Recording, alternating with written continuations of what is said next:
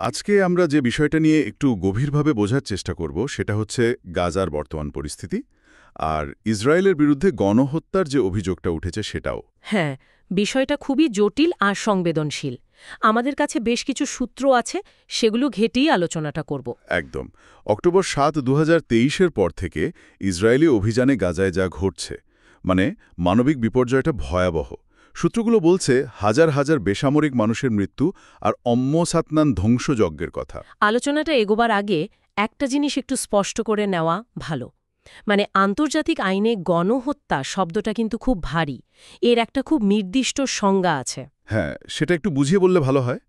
ঠিক কি বললে গণহত্যা বোঝায়? দেখুন, ১৯৪৮ সালে জাতিসংঘের যে গণহত্যা কনভেনশনটা হয়, সেখানে বলা আছে মানে কোনো একটা জাতি, গোষ্ঠী, বর্ণ বা ধর্মীয় দলকে যদি সম্পূর্ণ বা আংশিকভাবে ধ্বংস করার উদ্দেশ্য নিয়ে কিছু কাজ করা হয়। আচ্ছা, উদ্দেশ্যটা জরুরি। খুবই জরুরি। উদ্দেশ্যটাই আসল। কাজগুলোর মধ্যে যেমন ধরুন, সেই দলের সদস্যদের হত্যা করা, তাদের গুরুতর শারীরিক বা মানসিক ক্ষতি করা, হুম হুম। ইচ্ছাকৃতভাবে এমন পরিস্থিতি তৈরি করা যাতে তারা শারীরিকভাবে ধ্বংস হয়ে যায়, ধরুন খাবার বা জলের সাপ্লাই বন্ধ করে দেওয়া, তারপর জন্ম প্রতিরোধ করা বা শিশুদের জোর করে অন্য দলে পাঠিয়ে দেওয়া, এগুলো সবই গণহত্যার উপাদান হতে পারে যদি উদ্দেশ্যটা থাকে ওই নির্দিষ্ট গোষ্ঠীকে ধ্বংস করা। বুঝতে পারছি।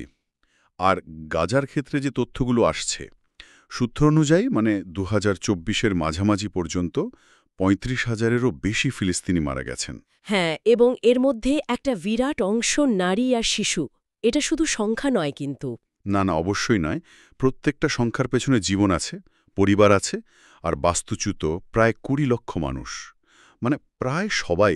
প্রায় পুরো জনগোষ্ঠী। আর সূত্রগুলো বলছে অবরোধ আর বোমাবর্ষণের ফলে খাদ্য, জল, বিদ্যুৎ, চিকিৎসা সরঞ্জাম এসবের চরম সংকট। অবস্থাটা তাহলে খুবই উদ্বেগজনক। শুধু ঘরবাড়ি না, হাসপাতাল, স্কুল, শরণার্থী শিবির কিছু বাদ যায়নি। না, পরিকাঠামো প্রায় ভেঙে পড়েছে।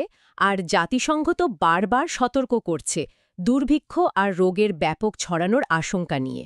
এই ভয়াবহ পরিস্থিতির জন্যই কি দক্ষিণ আফ্রিকা আন্তর্জাতিক বিচার আদালতে গেল? হ্যাঁ, ঠিক এই প্রেক্ষাপটেই দক্ষিণ আফ্রিকা আইসিজেতে মামলাটা করেছে সরাসরি গণহত্যার অভিযোগ এনে। এটা কিন্তু একটা বিরাট পদক্ষেপ। আইসিজে তো জাতিসংঘের প্রধান আদালত, তাই না? একদম। দক্ষিণ আফ্রিকার আবেদনে তারা এই ব্যাপক হত্যাকাণ্ড, বাস্তুচ্যুতি, জীবনধারণের উপায়গুলো ধ্বংস করা, এগুলোকে গণহত্যার উদ্দেশ্যের প্রমাণ হিসেবে তুলে ধরেছে। অন্যান্য আন্তর্জাতিক আইন বিশেষজ্ঞরা কি বলছেন? তারাও কি একমত?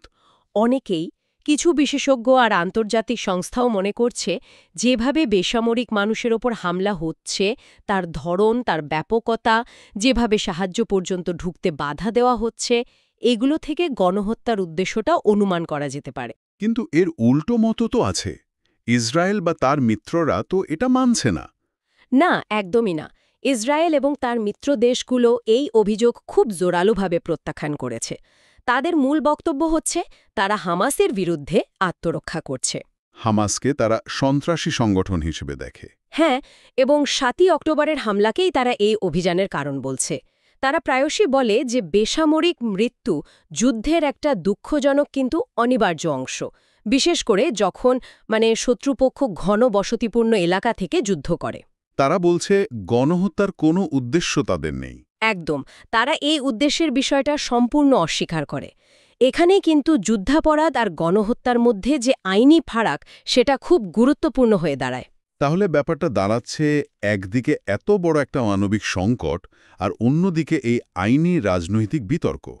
একদিকে গণহত্যার মতো এত গুরুতর অভিযোগ, আর অন্যদিকে আত্মরক্ষার দাবি। হ্যাঁ, পরিস্থিতিটা সত্যিই খুব জটিল। আইনগতভাবে এটা গণহত্যা কিনা সেটা তো আন্তর্জাতিক আদালতই ঠিক করবে। কিন্তু আইনের বাইরেও তো একটা নৈতিক রাজনৈতিক দিক আছে। নিশ্চয়ই। আর সেখানেই কিন্তু তীব্র মতভেদ। অনেক মানবাধিকার সংস্থা, জাতিসংঘের বিশেষজ্ঞ, কিছু দেশ এটাকে গণহত্যা বলছে বা এর সমতুল্য মনে করছে। আবার অন্যরা ভাবছে এটা এই শক্তিশালী শব্দটার রাজনৈতিক অপব্যবহার। সূত্রগুলোও এই ভিন্ন ভিন্ন মত তুলে ধরছে, তাই না? হ্যাঁ, সূত্রগুলো ঘাটলে এই দুটো দিকই উঠে আসে, যা পরিস্থিতিকে আরও জটিল করে তোলে। তাহলে যদি সারসংক্ষেপ করি, গাজার পরিস্থিতি চূড়ান্ত পর্যায়ে সংকটজনক, আর গণহত্যা শব্দটা ব্যবহার করা হবে কিনা এই নিয়ে আইনগত, নৈতিক, রাজনৈতিক সব দিকেই বিরাট বিতর্ক আর সংবেদনশীলতা জড়িয়ে আছে। একদম, পরিস্থিতিটা বহুমাত্রিক। এই আলোচনা থেকে একটা জিনিস স্পষ্ট, যে তথ্যগুলো আমরা পাচ্ছি সেগুলো অনেক সময় পরস্পর বিরোধী। ঠিক, আর এটাই আমাদের কয়েকটা জরুরি প্রশ্ন নিয়ে ভাবতে বাধ্য করে।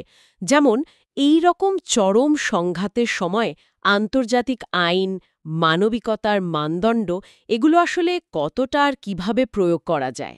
বিশেষ করে যখন তথ্যের এমন স্রোত আর তার সত্যতা যাচাই করাও কঠিন।